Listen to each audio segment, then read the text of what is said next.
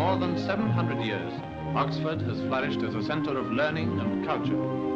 Through calm and storm, triumph and disaster, it has grown in greatness and knowledge, making a continuous contribution to the civilization of the Western world.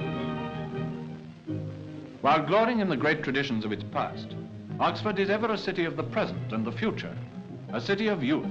Its streets are alive with young men and women who will provide many of Britain's scholars, scientists, statesmen.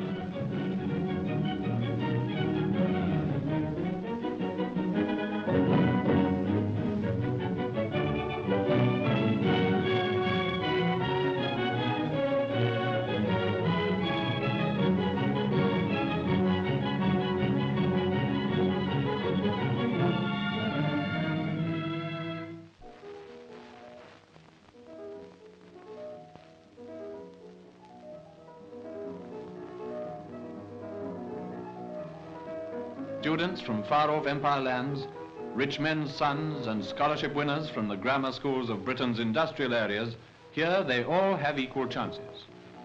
Some of them come just to have a good time, others to work and study as if their lives depended on it. But whatever their intentions, few of them fail to absorb that wider and fuller outlook gained through contact with the life and work of the university.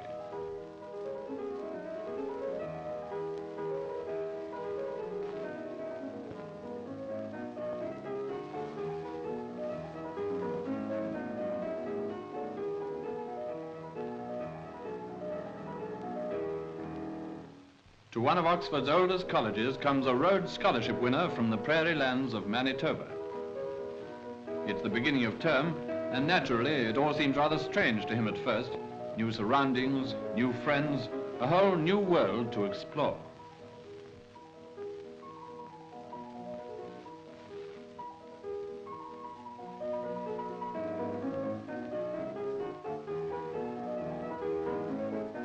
Like all newcomers, he is shown to his room by one of the college scouts.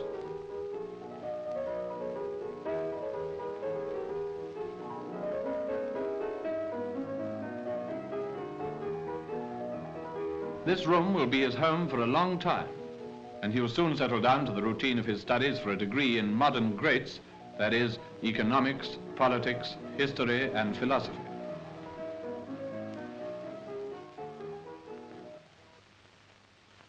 Women, too, have their place at Oxford, sharing equal opportunities with the men.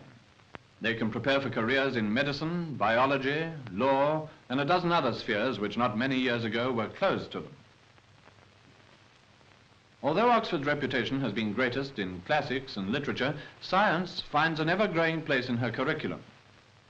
This scholarship winner, whose way to Oxford was a long and arduous series of examinations, has rigged up a private laboratory in his rooms. For more complicated experiments, he makes use of the magnificently equipped university laboratory. In these laboratories, he will receive theoretical and practical training with expert tuition to enable him to realize his ambition of contributing something new to the world of science. But life can't be all work. At Oxford, relaxation and exercise through sport of every kind is encouraged. Morning lectures done, undergraduates turn to the playing fields.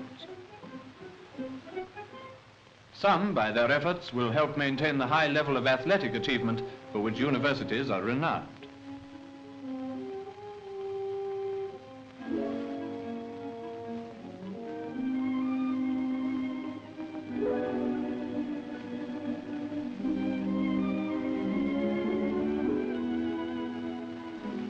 On sunny afternoons and evenings, Oxford's two rivers, the Isis and Cherwell, are thronged with punting and canoeing enthusiasts.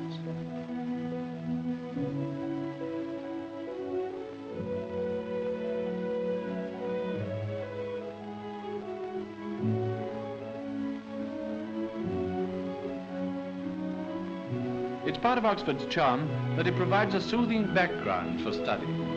Economics can be much more interesting when diluted by a cool dip in the river.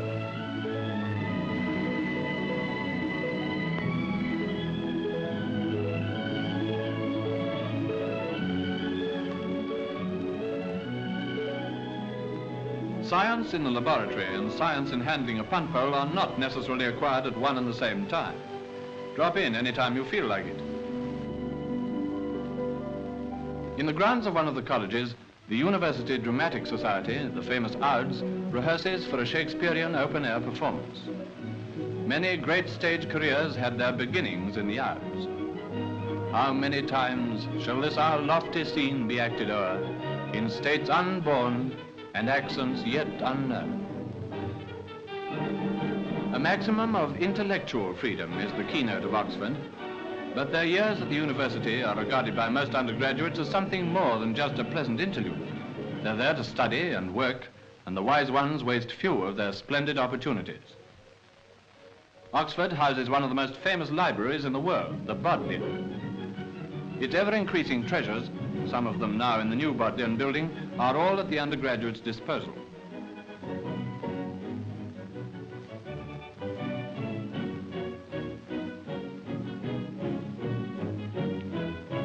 At his disposal, too, is the knowledge of many brilliant lecturers and professors.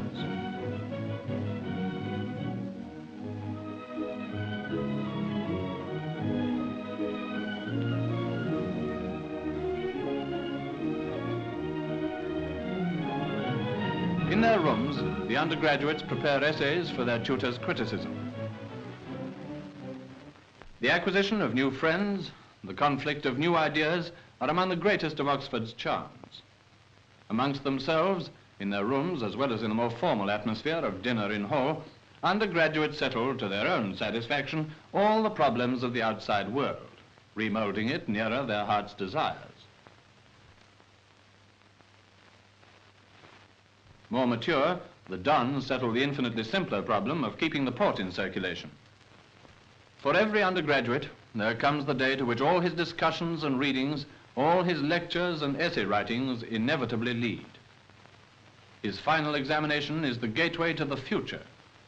Afterthoughts on leaving the examination school may be of relief or confidence, or perhaps even remorse at wasted hours. And after the examination, the degree.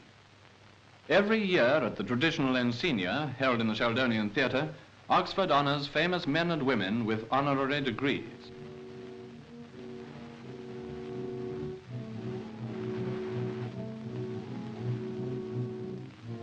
At this historic ceremony, the public orator proclaims the achievements of those whom Oxford is honoring. Clamori littorae et clausio, academici frequenti gratiori, quam quibus triumphae rex serenissimi, duo hodierno dai celebrata.